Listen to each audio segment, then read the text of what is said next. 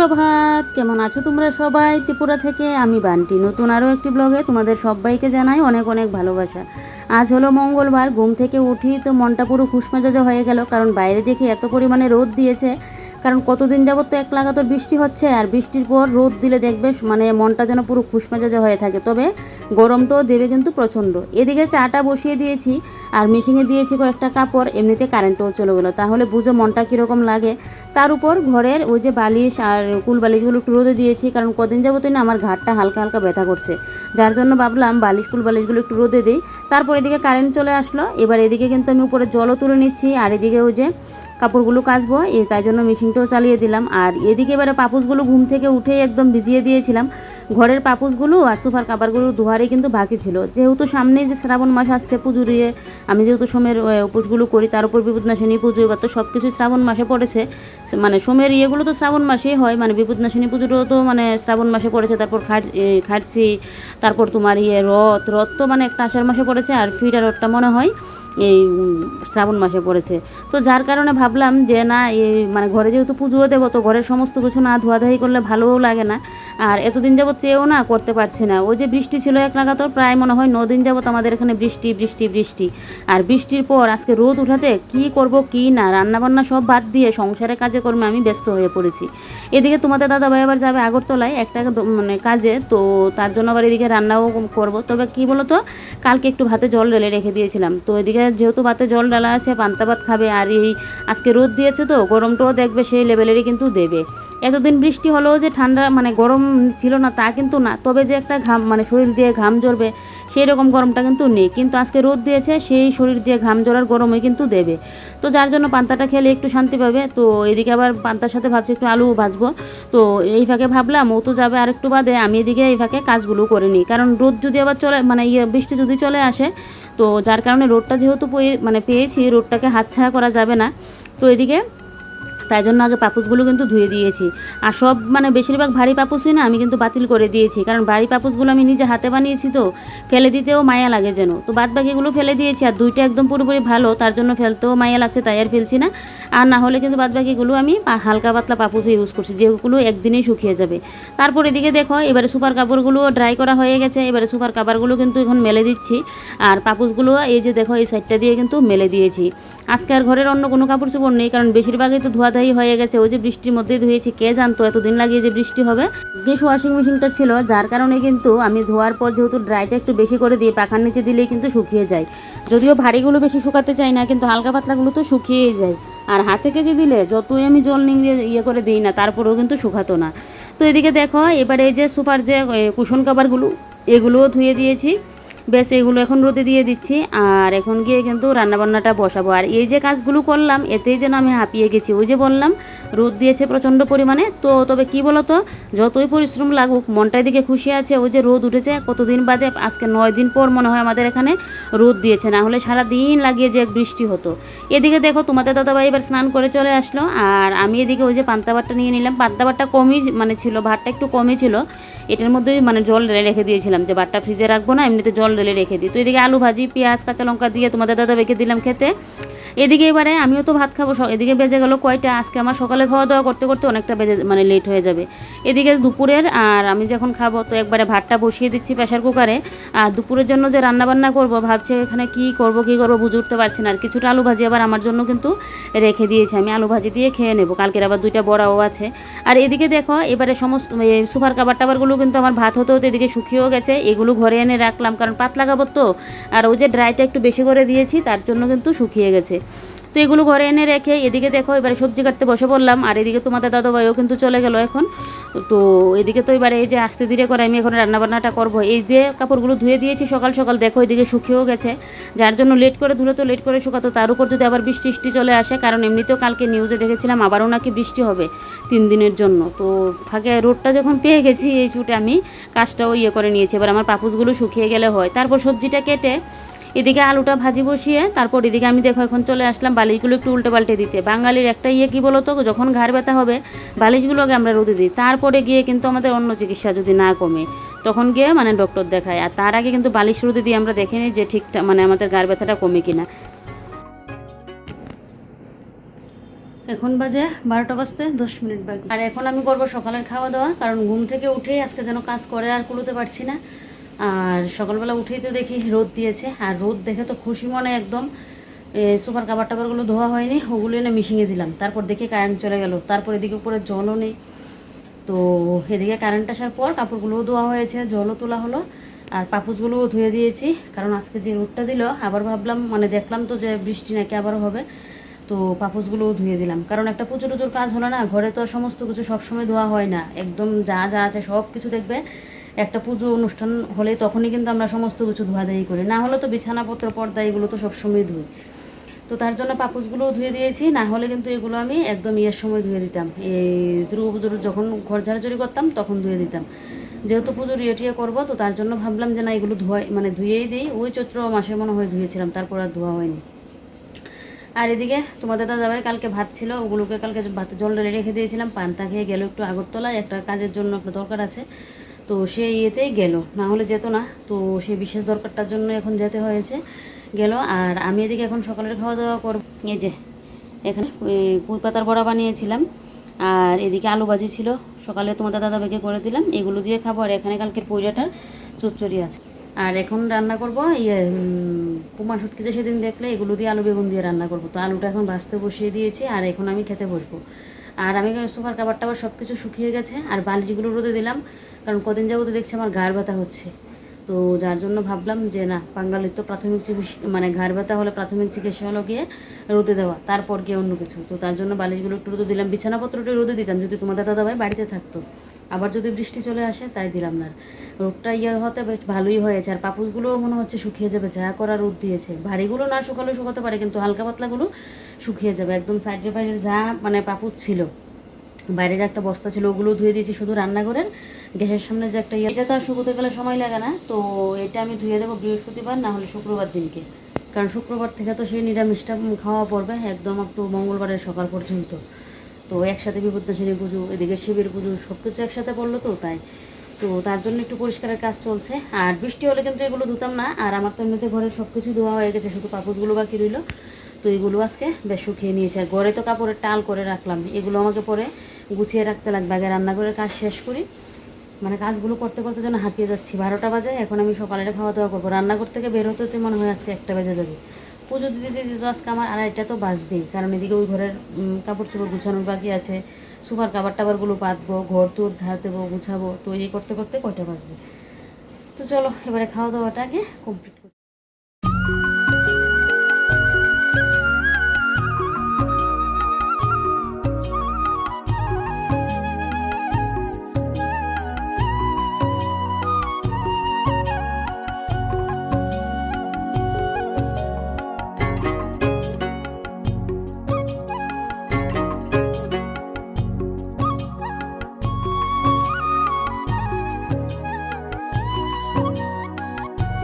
তো হচ্ছে রান্নাবান্না, আরেকদিকে বাসন কুসন ধুচ্ছি, আরেকদিকে ফিল্টারের মধ্যে জলটা দিয়ে নিচ্ছি। সকাল থেকে যে আজকে মানে কত জলের কাজ করছি, আর যেন কাজে শেষ হচ্ছে না, জানো তো। একদিকে এই কাপড় চোপড় ধুয়ে এদিকে ইয়ে করে দিলাম, এদিকে পাপোশগুলো ধুলাম, এদিকে আবার ঘরে এসে তোমাদের দাদাকে তড়ি ঘড়ি করে ওই আলু ভাজিটা করে দিয়েছি। এবারে ও গেল, এদিকে দেখো বাসন কুসন পড়লো, আরেকদিকে সবজি কাটে রান্না বসালাম, মানে কত কাজ যে সকাল থেকে যেন এক হুলস্থুল কাণ্ড কারখানা। তো যাক, তোমাদের দাদাভাই যে খেয়ে গেলো, এটাতে যেন আমি একটু শান্তি পাচ্ছি, কারণ কালকেও সকালবেলায় তোমাদের দাদাবার খাওয়াটা হয়নি, আর সকালবেলায় না খেয়ে গেলেই আমার যেন মাথাটা পুরো ইয়ে হয়ে থাকে। এবারে তো আমি আস্তে ধীরে কাজগুলো করে নিচ্ছি। আর এদিকে ফিল্টারের জলটা আমার ইয়ে করা হয়ে গেছে, বেশি ফুল করলাম না, না হলে অনেক সময় না এই সাইড দিয়ে পড়ে যায়, শেষে আমার কাজ আরও বেড়ে যাবে, তার জন্য কিন্তু আর ফুল করলাম না। এদিকে দেখো এবারে বাসন কুসনও আমার কিন্তু ধোয়াধুয়ি হয়ে গেছে। এবারে রান্নাঘরের এই সাইডটা একটু মুছে দিলাম, এই সাইডটা তো আমার উপরটা সবসময় মুছে রাখতে লাগে, সকালবেলায় উঠেও এই পুরো জায়গাটা মুছি, তারপর আবার রান্নাবান্না শেষ করে ওই জায়গাটা পুরোপুরি কিন্তু মুছেই নিই। আজকে রান্না করবো আলু বেগুন দিয়ে, ওই যে শুটকি মাছ এনেছিল কালকে পোমা শুটকি, ওগুলো দিয়ে কিন্তু আজকে রান্নাবান্নাটা মানে রান্নাটা হবে। তোমাদের দাদাভাই তো জানি না কয়টা বাজবে আস্তে আস্তে, আর তোমাদের দাদাভাই তো আসলে তারপর দুপুরে খাওয়া দাওয়া তো মানে ঘরেই করবে, জানি না এখন আসার উপর ইয়ে করবে, তারপর আমি ভাত তরকারি একবারে তো রান্না করে নিচ্ছি। আর এদিকে দেখো এবারে এখন ঘরটা ঝাড় দিয়ে নিচ্ছি। আজকে আর রান্নাঘর মুছবো না, আজকে যেন আমার কাজই শেষ হচ্ছে না, আজকে আর এক্সট্রা কাজ বাড়িয়ে লাভ নেই, যার কারণে আজকে রান্নাঘর আর মুছবো না। তবে ওই ঘরটা আমার গুছাতে গাছাতে লাগবে, কারণ এখন রোদ থেকে সমস্ত কাপড় চোপড় নিয়ে রাখলাম, সোফার কাভারগুলো, যদিও আছে কাপড় নেই, শুধু সোফার কাভারগুলো আর কুশন কাভারগুলো অতটুকু আর পাপুসগুলো। তার উপর কালকে যে কাপড় ধুয়েছিলাম এই কাপড়গুলো টাল করে সোফার উপরেই রাখা, কালকে গুছানোর আমি সময়ই পাইনি। সেলাইয়ের কাজ দিদি আমাকে ব্লাউজ সেলাই করার জন্য দিয়েছে, এই সেলাইয়ের কাজ নিয়ে আমি বসতে পারছি না, তাহলে বুঝো কতটা আমি কাজে ব্যস্ত। তবে আজকে তো আমাকে এটা নিয়ে বসতেই লাগবে। আজকে জানি না সেলাইয়ের কাজে যাবো কি না, আজকে তো মঙ্গলবার, কোনো দিন আমার মঙ্গলবার দিন বন্ধ থাকে, আবার কোনো দিন থাকে, তো জানি না কি মানে যাবো কি না, এখনও বলতে পারছি না।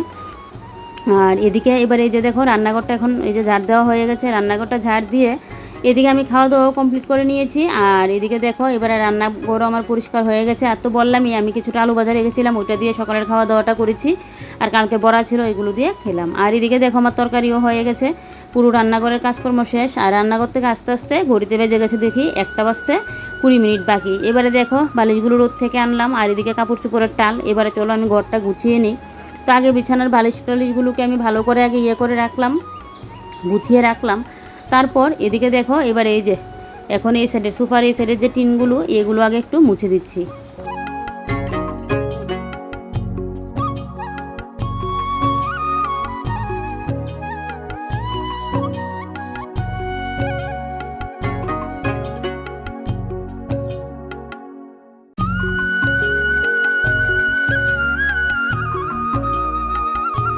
জানো তো তোমাদের দাদাভাই যদি বাড়িতে থাকতো ঘরের সোফাগুলো তারপর বিছানা যে তুষকগুলো এগুলো রোদে দিতাম।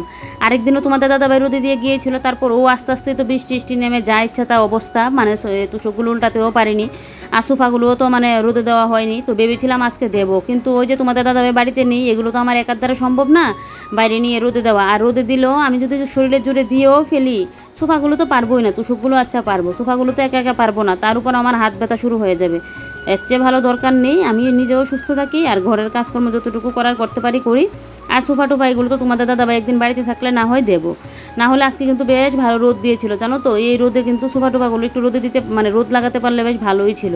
আর এদিকে দেখো সোফাগুলো সরানোর পর দেখছি এই গডরেজের পেছনটা দিয়ে এত পরিমাণে মাকড়সা জাল করে রেখেছে, ও যেটা দিয়ে আমি ঘরটা ঝাড়ি ওইটা দিয়ে এই সব কিছু ঝুলো কিন্তু বের করে নিয়েছি, এত পরিমাণে জাল করে রেখেছে। যার জন্য ঘরের জিনিসপত্র যদি সব কিছু মানে কদিন বাদে বাদে এই সাইড থেকে আরেক সাইডে নেওয়া যায়, এরকম করা যায়, তাহলে কিন্তু বেশ ভালো হয় দেখবে। তো কী জানো তো এখন শুনেছি অনলাইনে নাকি মানে এরকম ফ্লিপকার্টে মেশোর মধ্যে নাকি ওই যেরকম গডরেজের যে 4 পায়ের চাকা এগুলো পাওয়া যায়, ফ্রিজের চাকা, তারপর বিছানার মধ্যে দেওয়ার চাকা, এগুলো নাকি পাওয়া যায়, মানে এক জায়গা থেকে আরেক জায়গার মধ্যে টানা হেঁচড়া করে নেওয়া যায়। তো এগুলো থাকলে তো বেশ ভালো ছিল, তাহলে আমিও সরিয়ে নিতে পারতাম। তো জানি না এগুলোকে কী করে মানে খুঁজে পাবো, কী করে সার্চ করলে করে পাবো। আমি সেদিন দেখেছি, কত চেষ্টা করলাম, তারপরেও পারছি না। তো এমন শুনেছি অনেকের কাছে এরকম নাকি পাওয়া যায়, তাহলে এক জায়গার জিনিস আরেক জায়গায় নিতে গেলে না সুবিধা হয়। আমার এরকম আগে তো একটা নেশা ছিল এখানকার জিনিস এখানকার নেওয়া, এই নেওয়া আনা করতে করতে না আমার গডরেজের একটা সাইড দিয়ে না পাটা একটু বেঁকে গেছে। তো চাকা যদি থাকতো এরকম মানে আমরা যেরকম মানে আমাদের যেরকম সিলিন্ডারের নিচে যে আমাদের একটা র্যাকের মতো থাকে চাকাওলা, দেখবে এটা দিয়ে কিন্তু সিলিন্ডার এখান থেকে এখানে নেওয়া মানে আনা নেওয়া করতে বেশ সুবিধা হয়। আলগি দিয়ে আর করতে কিন্তু হয় না, যে মানে এটাকে উপরে উঠাতে লাগবে এরকম করতে হয় না, চাকা যেহেতু আছে। তো এরকম চাকা নাকি পাওয়া যায়। আচ্ছা তোমরা কি জানো এরকম পাওয়া যায় কি না অনলাইনের মধ্যে? তাহলে আমাকে একটু কমেন্ট করে বলবে তো, যেগুলোকে কী বলে সার্চ করলে আমি খুঁজে পাবো। আমি তো দেখেছি কিন্তু খুঁজে পাচ্ছি না, এগুলো হলে আমার বেশ সুবিধা হয়। তো এদিকে দেখো এবার এই যে সোফার কাভারগুলো লাগিয়ে নিচ্ছি। আগে তো সোফার কাভার লাগাতে গেলে আমার নাজেহাল অবস্থা হয়ে যেত, তবে এখন আর আমার এরকম অবস্থা হয় না। এগুলো আমি যদিও মোবাইল থেকে দেখে শিখে নিই, নিজে নিজে একদিন লাগাতে গিয়ে এরকম করেছি, তারপর দেখি আরে না এই টেকনিকটা তো সোজা। তো সোফার কাভারগুলোকে ফার্স্টে উল্টে নিয়ে পেতে তারপর এরকম ভাও কিন্তু করে নিই। তো এদিকে দেখো একটা সোফার কাভার কিন্তু আমার লাগানো হয়ে গেছে। এবারে এই যে সোফাটাকে ওইখানে নিয়ে গেলাম, আর এদিকে দেখো এবারে এই সোফাটার কাভারও কিন্তু লাগিয়ে নিচ্ছি। আজকে যেহেতু সোফার কাভারগুলো একটু ধোয়াধুয়ি করে দিয়েছি, তার জন্য কিন্তু বেশ দেখো পরিষ্কারও কিন্তু হয়েছে আর বেশ ভালোও লাগছে। ধোয়াধায়ি যে কোনো জিনিসে ধোয়াধায়ি করলে দেখবে আলাদা একটা চকচকে করে। আর এরকম সোফার কাভার টাভার তো সবসময় ধোয়া হয় না, এগুলো সংক্রান্তি পুজো বালি তখনই আসলে কিন্তু ধুয়ে দিই। এখন তো সামনে যেহেতু আমি ওই যে বিপদনাশনী পুজো তারপর শিবের পুজো এগুলো করবো বলে তার জন্য কিন্তু সমস্ত কিছু ধুয়ে দিচ্ছি, কারণ সমস্ত কিছু তো আর সবসময় ধোয়াধায়ি হয় না, একটা পুজো পালি হলেই মানে ধুই, আর না ধুলে ভালোও লাগে না। তারপরও যদি আলাদা করে আমার ঠাকুর ঘর দূর থাকতো তাহলে একটা কথা, আমার একটা ঘরের মধ্যে সব কিছু, তো না ধুয়ে পুজোর কাজ করতেও বেশ ভালো লাগে না। আর এদিকে দেখো এবার এই যে সুকেশটা একটুখানি মুছে দিলাম, সুকেশটা মুছে দিয়ে এইবারে বড় কাজে ঢুকেছিলাম, এটা তোমাদের সাথে শেয়ার করে নিই। মাঝখানে আমার মোবাইলটা একটু চার্জে দিয়ে নিলাম, মানে চার্জ দিয়ে নিলাম, না হলে পরবর্তী ভিডিওগুলো তো শেয়ার করতে পারবো না তাই। মোবাইলে বেশি চার্জ ছিল না তাই। তো এদিকে ওই যে খাটের নিচে ঢুকে, খাটের নিচে যে আমার কত জিনিসপত্র রাখা, আগে আমার খাটের নিচ পুরো ফাঁকা ছিল, আর খাটের নিচে জিনিস রাখতে আমি পছন্দও করি না, কিন্তু ঘরে তো জায়গা নেই, উপায় নেই, পছন্দ না করলেও সময়ে পরিবেশের সাথে নিজেকে মানিয়ে নিতে লাগে, নিজের মনকে বুঝিয়ে নিতে লাগে। তো খাটের নিচে এটা ওটা রেখে একদম মাকড়সা জাল করে কি অবস্থা, আর খাটের নিচে যে এত ময়লা কীভাবে যাই বুঝে উঠতে পারি না আমি। তো এটা মনে হয় পাখার হাওয়াতে নেয় না কী রকম, মানে কী করে যায়। তো খাটের নিচে ঢুকে পুরো খাটের নিচ পরিষ্কার করে দিয়েছি। তারপর ঘর ভালো করে ঝাড় দিয়ে বাইরেটাও দেখলে পরিষ্কার করলাম। আর এদিকে দেখো এই যে ভারী ভারী পাপোশগুলো এবার একটু নামিয়ে দিচ্ছি, এগুলো নিচে দেবো, মানে পাকার গরমটা যেন লাগে তাড়াতাড়ি শুকিয়ে যায়। আর বাদ বাকি পাপোশগুলো কিন্তু আমার বেশ শুকিয়ে গেছে, আর মানে 8 ঘন্টার মতো রোদ লাগলে বেশ হয়ে যাবে, নিয়ে যেতে পারবো। আর ভারীগুলো জানি না শুকাবে কিনা আজকে। তারপর তো এদিকে ফেনাইল আর স্রাব দিয়ে পেছনের রুমটা আগে মুছলাম, মুছে এবারে দেখো সামনের রুমটা মুছছি। আর এদিকে মরুলার ডয়ের উপরে তো আমাদের ফটো ফ্রেমটা ছিল, আর আমার মনে নেই টান দিতে গিয়ে এটা নিচে পড়ে গেলো, ভাগ্যিস ভেঙে টেঙে যায়নি। আমার শখের একটা মানে আমাদের তো এমনিতে ঘরে ফটোর নেই, ফটো বানাবো বানাবো করে তোমাদের দাদাভাইও বলে, আর আমিও ওকে বলি যে একটা বানিয়ে আনো, সুন্দর দেখে ফটো দেখে একটা ঘরের মধ্যে যাতে রাখতে পারি, কিন্তু করবো মানে ফটো বানাবো করে আর করা হয় না। দেখো সমস্ত কিছু করা হচ্ছে, এটা আর করা হয় না। আর যেও এই ফটোটাকে এই ফটো ফ্রেমের মধ্যে রাখলাম, ফটো ফ্রেমটাও বেশ ভালো, এটা আমার বিয়েতে পাওয়া গিফট কিন্তু। আর ফটোটা মনে হয় মাতার বাড়িতে গিয়ে তুলেছিলাম। তো এটাও যদি আবার এখন ভেঙে টেঙে যেত তাহলে কীরকম লাগতো বলো। তো যাক, কোনো কিছুই কিন্তু হয়নি, একটা আঁচও কিন্তু লাগেনি, যাক পড়ে গেলেও। তো এদিকে এবার এই সাইডটা মুছলাম, মডুলার ডয়ারটা সমস্ত কিছু সরিয়ে মুছে নিলাম। তারপর এদিকে দেখো এবারে খাটের নিচটাকে মুছে দিচ্ছি। আগে তো পুরো খাটের নিচ মুছতে পারতাম, এখন যেহেতু জিনিসপত্র রাখা তাহলে মানে পুরো খাটের নিচটা কিন্তু মুছা যায় না, ওই যতটুকু মানে মুছা যায় ততটুকুই কিন্তু আমি মুছি। তারপর এদিকে খাটের নিচটা মুছে তারপর তো এদিকে পুরো ঘরটা মুছবার। এদিকে দেখো আজকে 1 বালতি জল নিয়েছি ঘর মুছার জন্য, আর বেশ ভালো লাগছে না আজকে একদম, যেহেতু সব কিছু একদম ধোয়াধাই করা, মানে এদিকে থেকে মানে বিছানাপত্র থেকে সমস্ত কিছুই কিন্তু আমার ঘরের এখন কাঁচা ধোয়া। তো আর দেখবে পরিষ্কার মানে পরিচ্ছন্ন মানে থাকলে আর সমস্ত কিছু ধোয়াধাই থাকলে দেখতে আলাদা একটা যেন ফ্রেশ লাগে। তো এদিকে দেখো এবারে এই সামনের জায়গাটা মুছে নেব, আর 2টা পাখা চালিয়ে দিয়েছি যেন আমার ঘরটা তাড়াতাড়ি শুকিয়ে যায়।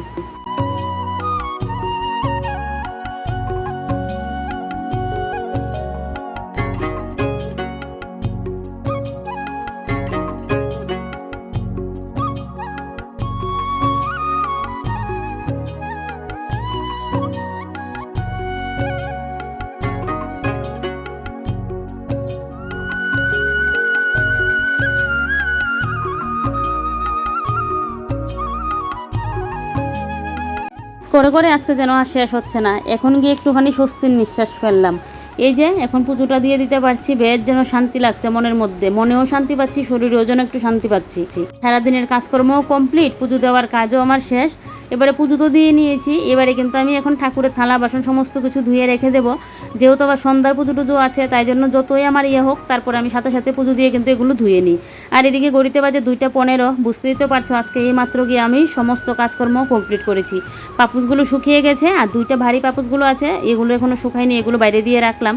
এবারে তোমার আমার ঘরের লুকটা একবার দেখাই। টিনেগারা ঘর হলেও আমি যেভাবে আমার ঘরটাকে সাজিয়ে গুছিয়ে পরিপাটি করে রাখি, এটাই মনে হয় আমার কাছে আমার স্বর্গ। আমি আমার মানে নিজের হাতে নিজের সংসারটাকে কিন্তু আমি এভাবে সাজিয়ে গুছিয়ে পরিপাটি করে রাখি। নিজের মন চাইলে ভাঙা ঘরটাও নিজে মানে সাজিয়ে গুছিয়ে কিন্তু পরিপাটি করে রাখা যায়। তো এদিকে দেখো পুরো ঘরের লুকটা আজকে মানে পরিষ্কার করার পর কীরকম লাগছে কমেন্ট করে বলবে। আর মডুলার ডয়ারের উপরে এরকম প্ল্যান্ট রাখলাম, এটা তো দেখলে। আর নিচে রাখলাম একটা স্ন্যাক প্ল্যান্ট, আমি ঘর সাজাতে বরাবরই পছন্দ করি। আর এদিকে দেখো পুরো ঘরের লুকটা তোমাদেরকে একবার দেখায়, আর দেখলেই ঘড়িতে 2:30 মতো বাজে এখন। তো এবারে কিন্তু আমি এখন রেস্ট করব, কারণ রেস্ট না করলে আমার শরীর আর যেন দিচ্ছে না, সকাল থেকে যে কাজে কর্মে আমি হাত দিয়েছি। তো দেখেই নিলে এই যে দেখো সোফার সামনে এখানে একটা মানি প্ল্যান্ট রাখলাম, আর এদিকে তো সোফার জায়গাটাও পরিষ্কার। আর এদিকে দেখো এই যে এখানে আমি এখন ফ্রিজ থেকে মাঝারি এটা খুললাম, এটা এখন একটু খাচ্ছি, এত পরিমাণে গরম লাগছে, স্নান করে এসে যেন আর সহ্য করতে পারছি না, তো এখন একটু ঠান্ডা খেলাম। আর এদিকে দেখো এখান থেকে পুরো ঘরের লুকটা। তো নিজের ঘর ভাঙা হোক বা মানে মাটির হোক বা যেরকমই হোক, নিজের হাতে যদি সাজিয়ে গুছিয়ে রাখো না, ভাঙা ঘরকেও কিন্তু রাজপ্রসাদ বানানো যায় নিজের হাতে যদি একটু সাজিয়ে গুছিয়ে রাখতে পারো। আর সাজানো গোছানোটা হলো যার যার চয়েস, দেখবে এক একজন এক একভাবে সাজিয়ে গুছিয়ে রাখে, তা আমি আমার মতো করেই কিন্তু আমার স্বর্গটাকে সাজিয়ে রাখি। চলো আজকের ভিডিওটা এখানেই শেষ করি।